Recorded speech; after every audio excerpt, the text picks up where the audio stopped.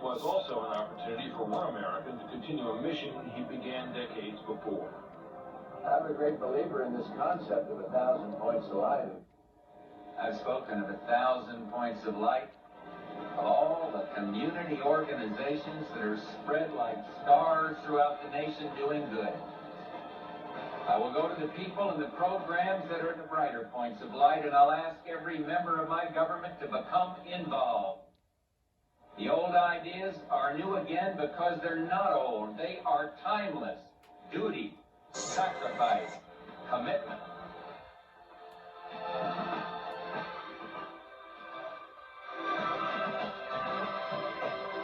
Why does my heart